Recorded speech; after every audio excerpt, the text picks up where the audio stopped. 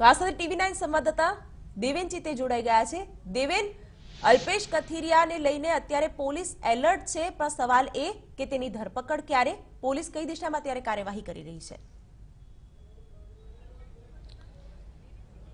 જે શિવાની જે રીતે અલ્પેશ કથિરિયાની જામીન રદ થઈ ગઈ છે, ત્યારબાદ અલ્પેશ કથિરિયા જે છે તે ભૂગર્ભમાં જતો રહ્યો છે અને હવે તેને ઝડપી પાડવા માટે પોલીસ માટે પણ જે પડકારો છે તે ઊભા થઈ રહ્યા છે। સુરત પોલીસ હવે તેને ઝડપી પાડવા માટેની જે તૈયારી છે તે શરૂ કરી દીધી છે, અલગ અલગ ટીમો પણ બનાવી દીધી છે। ગઈકાલે પણ રાજકોટની અંદર એક કાર્યક્રમની અંદર અલ્પેશ કથિરિયા હાજર રહેવાનો હતો, પરંતુ પોલીસ ત્યાં પહોંચી જઈને તેની ધરપકડ કરી શકે છે તે ડરથી તે ત્યાં કાર્યક્રમમાં હાજર નહોતો રહ્યો। પરંતુ મહત્વની બાબત એ છે કે અલ્પેશ કથિરિયા ક્યાં છે તે અંગે એક મોટો પ્રશ્ન અત્યારે સર્જાઈ રહ્યો છે। મહત્વની બાબત છે કે ગઈકાલે જે આપણી વાત થઈ હતી પોલીસ કમિશનર સાથે, ત્યારે એમના દ્વારા પણ કહેવામાં આવ્યું હતું કે અલ્પેશ કથિરિયા જો કાયદાને માન આપતો હોય અને કાયદાનું પાલન કરતો હોય ને પોતે જ્યારે એડવોકેટ છે ત્યારે એને સ્વાભાવિક રીતે જ આજે સમગ્ર જે જામીન રદ થઈ છે ત્યારે તેણે હાજર થઈ જવું જોઈએ, તેને બદલે સરેન્ડર ન હોવાનો હુકમ જે કરવામાં આવ્યો છે તેના કારણે અલ્પેશ કથિરિયા છે તેનો લાભ લઈને અત્યારે જે છે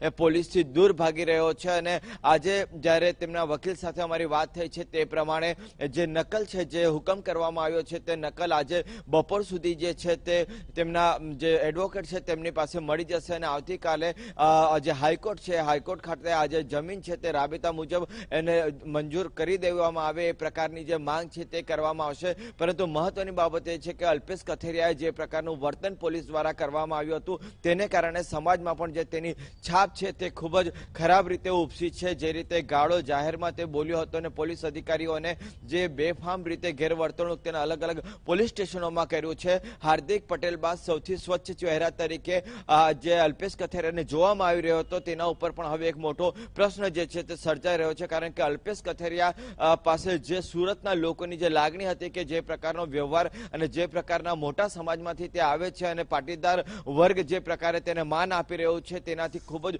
વિપરીત જે છે તે અલ્પેશ કથિરિયાનું વર્તન જોવા મળી રહ્યું છે। અને અલ્પેશ કથિરિયા જે રીતે સતત મીડિયા સમક્ષ પણ નિવેદનો આપી રહ્યો છે તેના કારણે પણ પાટીદાર સમાજમાં અલ્પેશ કથિરિયાને લઈને જે રોષ છે તે પણ હવે ધીરે ધીરે જોવા મળી રહ્યો છે। વિશેષ કરીને જે યુવાનો છે તેની અંદર અલ્પેશ કથિરિયાનું જે વ્યવહાર છે તે વ્યવહારને લઈને પણ હવે અનેક પ્રશ્નો જે છે તે સર્જાઈ રહ્યા છે। પરંતુ હવે મહત્વની બાબત એ છે કે અલ્પેશ કથિરિયા ક્યાં છે અને હવે પોલીસ એને કેટલાય સમયની અંદર ઝડપી પાડે છે તે જોવું મહત્વનું રહેશે। અને જો કાયદાકીય રીતે વાત કરીએ તો અલ્પેશ કથિરિયાના જે હુકમ કરવામાં આવ્યો છે તેની નકલ જ્યારે આજે એડવોકેટને મળી જશે ત્યારે આવતીકાલે હાઈકોર્ટની અંદર તેને રજૂ પણ કરી દેવામાં આવશે। પરંતુ હવે આ જે મામલો છે તે ખૂબ પેચીદો થતો જાય છે અને અલ્પેશ કથિરિયા હવે સરેન્ડર થાય છે કે પછી પોલીસના હાથે ઝડપાય છે તે પણ જોવું મહત્વનું બની રહેશે। શિવાની, બિલકુલ દેવેન, આગળ પણ અપડેટ મેળવતા રહેશું। હાલ આપનો આભાર। અલ્પેશ કથિરિયાની ગમે ત્યારે ધરપકડ થઈ શકે છે। સુરત પોલીસ કમિશનર દ્વારા પણ આદેશ આપી દેવામાં આવ્યો છે કે અલ્પેશ વહેલી તકે સરેન્ડર કરી દે તો સારું છે, બાકી પોલીસ તો એને ગમે ત્યારે પકડી જ લેશે અને તેની ધરપકડની કાર્યવાહી પણ ગમે ત્યારે થઈ શકે છે।